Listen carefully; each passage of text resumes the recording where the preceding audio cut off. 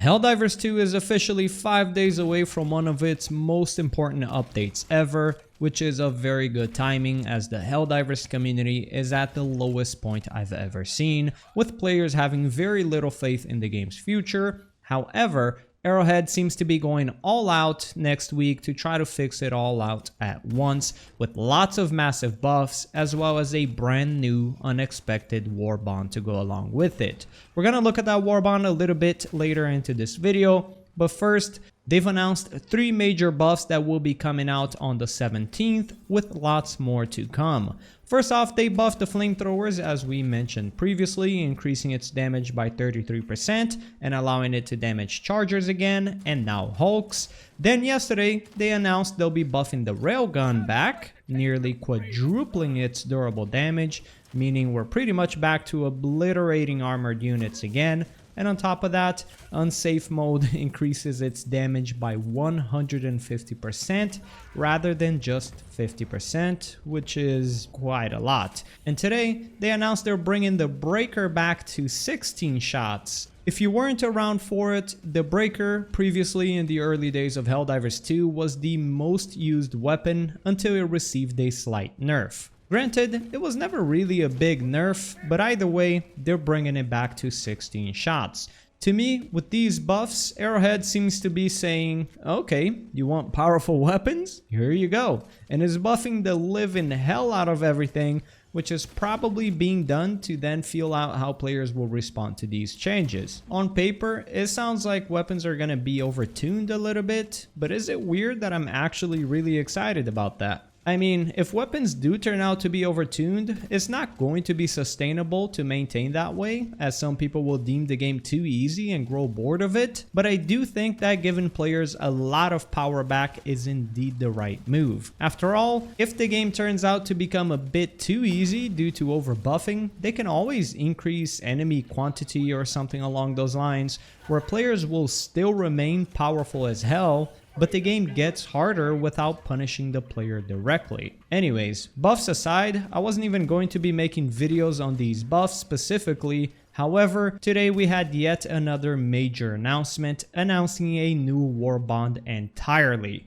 coming only 2 days after the major balance patch on the 19th of September. And I personally think this is a super interesting move by Arrowhead. Warbonds have not always been well received, as lots of them pack somewhat mediocre weapons, so to time this new Warbond with this major buffing patch sounds to me like they'll be releasing a really powerful Warbond to try to kind of fix that negative Warbond reputation. And to add to this, I'll say this. I think if both are executed properly, we could be looking at a major improvement towards gaining back some of the players that haven't been playing due to all of the weak weapons. And even further, if all of this goes well, Arrowhead would be in a really good place to release the Illuminate faction, further pushing the game towards redemption. Now going back to the Warbond, as far as the Warbond goes, I'll dare to say it actually looks really good. For the first time ever, this Warbond will not come equipped with primary weapons. Instead,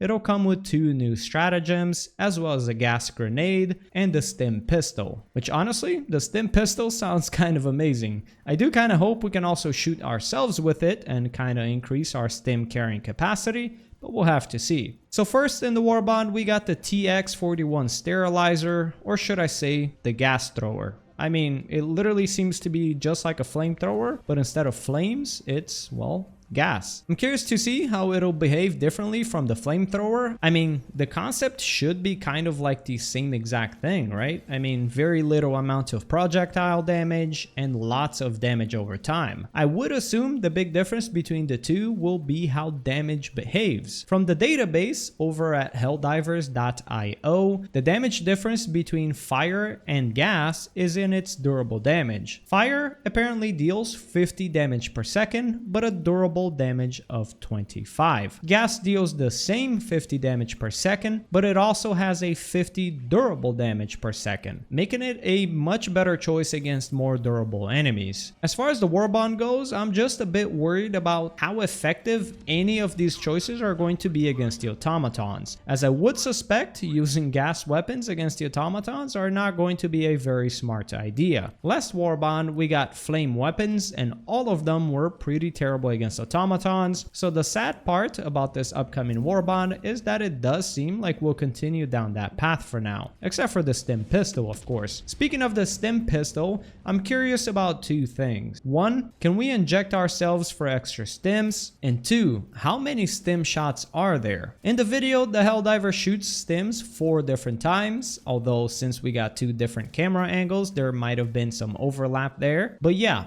either way, I feel you can't go wrong with this. A Stim Pistol just sounds amazing on paper, and I know a lot of people will be opted in for using it. As for the guard dog, which is named Dog Breath, I don't want to sound like a downer, but I don't think it'll be that good. The reason being is that the guard dog is not controlled by a player, which means there's a very high chance that the guard dog is going to be releasing loads of toxic gas onto bugs that are standing right next to your teammates, which, as you can expect, will probably lead to an insane amount of team damage. On paper, I'll say this looks like the most accidental team damage stratagem you could ever ask for. I mean, it's probably going to compete with the airburst launcher there. This guard dog will just spray its toxic gas on hunters and small bugs, constantly drowning the team in corrosive gas. So I guess we'll see how that goes. There is, of course, a solution to taking gas damage, and this is a big one. The new armor sets in this Warbond. The new armor sets will have a passive that turns you completely immune to gas,